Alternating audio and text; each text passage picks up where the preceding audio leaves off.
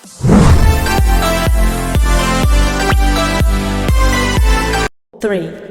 2, 1. Start. Delhi और आसपास के इलाकों में बढ़ता वायु प्रदूषण फिर से गंभीर चिंता का विषय बन गया है। हर साल की तरह इस बार भी हरियाणा, पंजाब, उत्तर प्रदेश, राजस्थान, मध्य प्रदेश आदि राज्यों में किसान खेतों में पराली जला रहे हैं। इसका सीधा असर दिल्ली की हवा पर पड़ रहा है।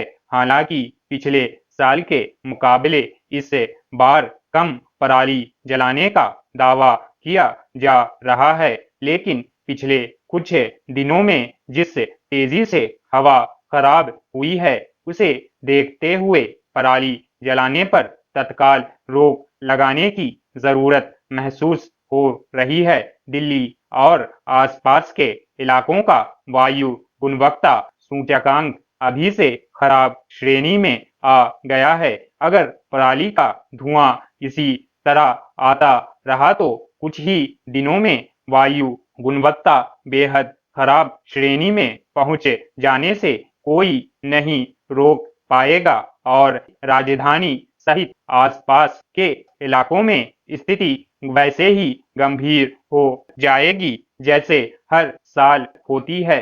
भारतीय कृषि अनुसंधान परिषद के आंकड़े बता रहे हैं कि इस बार राज्यों में पराली जलाने के 407 मामले दर्ज किए गए हैं और इसमें से आधे से ज्यादा यानी 229 मामले अकेले पंजाब से हैं। हालांकि प्रदूषण को लेकर दिल्ली सरकार काफी सतर्क है। इसके लिए उसने पहले ही हरियाणा, पंजाब, उत्तर प्रदेश आदि राज्यों के ऐसे उपाय करने के बारे में लिखा भी था जिससे पराली जलाने की घटनाओं पर लगाम लगे, मगर लगता नहीं कि सरकारें इसे लेकर गंभीर हैं। पराली जलाने के मुद्दे पर अगर राज्य सरकारें थोड़ी बहुत हरकत में आई भी हैं तो ऐसा सुप्रीम कोर्ट की सख्ती के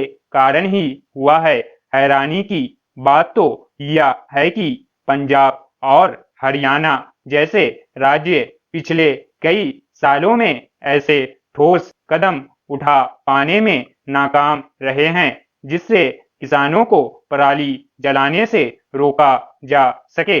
पराली को खेत में ही नष्ट करने के लिए डीकंपोस्ट जैसे रसायन तक किसानों को मुहैया नहीं करवाए जा सके हैं। ऐसे किसानों के पास पराली को जलाने के अलावा कोई चारा नहीं रह जाता। पराली जलाने पर जुर्माना लगाना समस्या का समाधान नहीं है, बजाय इसके उन्हें वे विकल्प मुहैया करवाए जाने की जरूरत है जिससे उन्हें पराली जलाने को मजबूर ही नहीं होना पड़े। दिल्ली सहित राष्ट्रीय राजधानी क्षेत्र में भवन निर्माण संबंधी गतिविधियों से उड़ने वाली धूल भी हवा को खराब करने का बड़ा कारण बनती रही है। सरकारें चाहें कितना ही सख्त नियम क्यों न बना लें, उन पर अमल किसी चुनौती से कम नहीं है।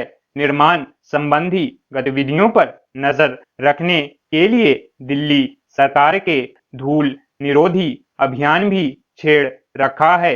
जांच दल निर्माण स्थलों का दौरा कर रहे हैं और धूल उड़ाने वालों के खिलाफ जुर्माना भी लगा रहे हैं, लेकिन समस्या नियमों का पालन करने में लोगों की ओर से बढ़ती जा रही उदासीनता की है। इसी तरह पुराने वाहन भी वायु प्रदूषण फैला रहे हैं। दिल्ली में ही ऐसे वाहनों की तादाद लाखों में है। ऐसे वाहनों के पंजीकरण रद्द कर दिए जाने के बाद भी ये सड़कों पर दौड़ रहे हैं। सरकार के सामने बड़ी और व्यवहारिक दिक्कत यह है कि इतने वाहनों को जब्त कैसे करे और कहां जमा कराए।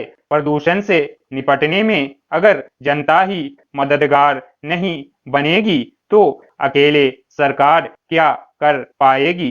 इस समस्या से निजात पाना है तो सरकार के साथ जनता को भी अपनी जिम्मेदारी समझनी और निभानी होगी। स्टॉप।